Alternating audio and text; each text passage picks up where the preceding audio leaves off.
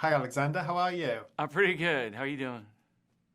Yeah, doing great, thank you. And really excited to be able to talk to you about the show. And I got to start by asking, when you're playing a character called Murderbot, how important was it for you to be able to inject this robot with quite an awkward personality and to even give him a face, which isn't something I don't think we often see in things like this?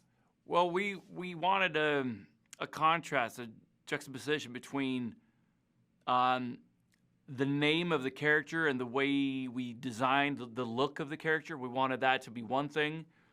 Again, wanted a tough name like Murderbot and a design that looks like someone who could definitely beat you up.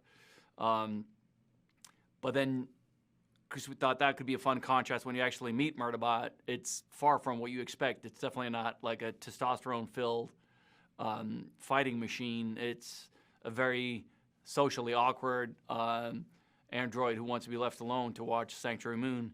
So that was a contrast we were very intentionally creating.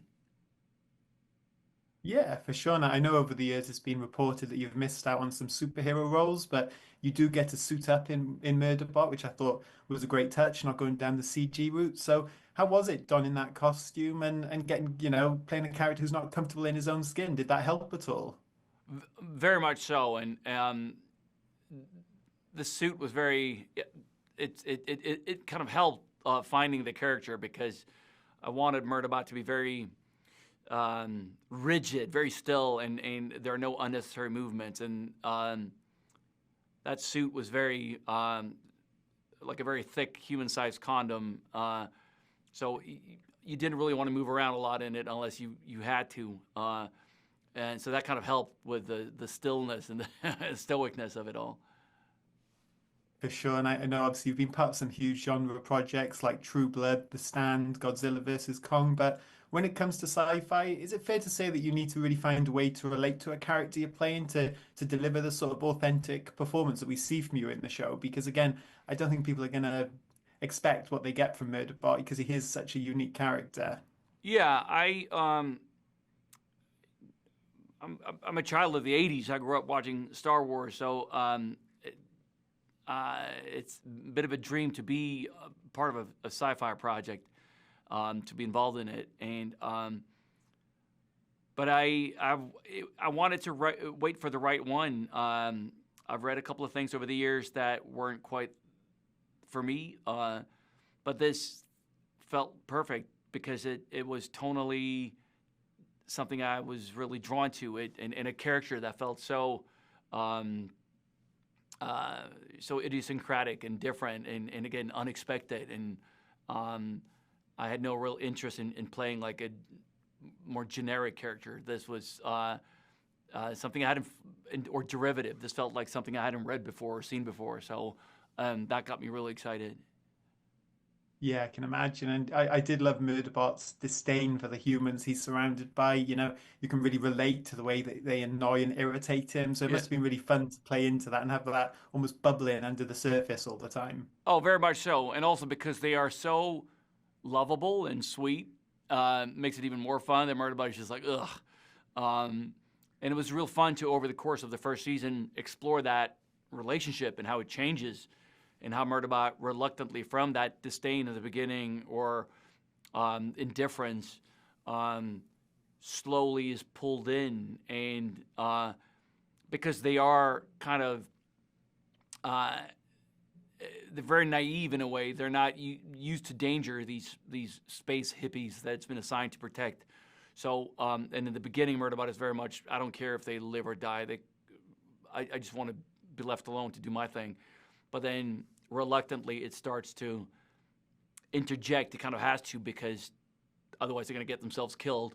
But it takes a while for Murderbot to make that decision. Yeah, and I thought it was interesting in the early episodes, he finds quite a foil in David Dalchin's character. So did you enjoy that back and forth with him and again the underlying tension and the way they kind of play off against each other and trying to figure out each other out too?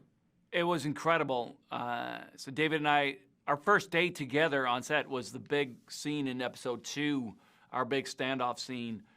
So that was like straight out of the gates, like that we got to shoot that big fun scene, and it's so it was a lovely, well-written scene where the power dynamic of the scene shifts throughout the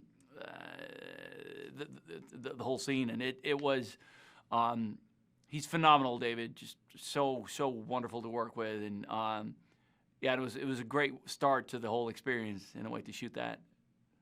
That's awesome. And obviously you're in so many scenes as this character, yeah, and I know you've led a lot of projects before this one, but the show really does live or die on Murderbot. So did you find that added any pressure at all with so much of that on your shoulders, or was it just you just had faith in this character and the script to bring him to life in the way that you did? Yeah, no, I didn't really.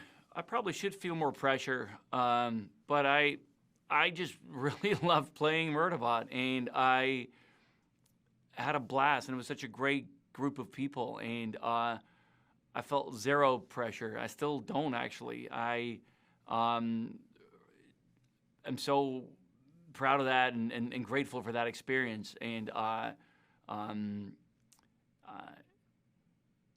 know. It doesn't really.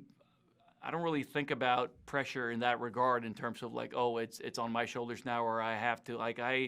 To me, it was just a privilege, a treat to kind of be able to spend 6 months and playing this super fun character.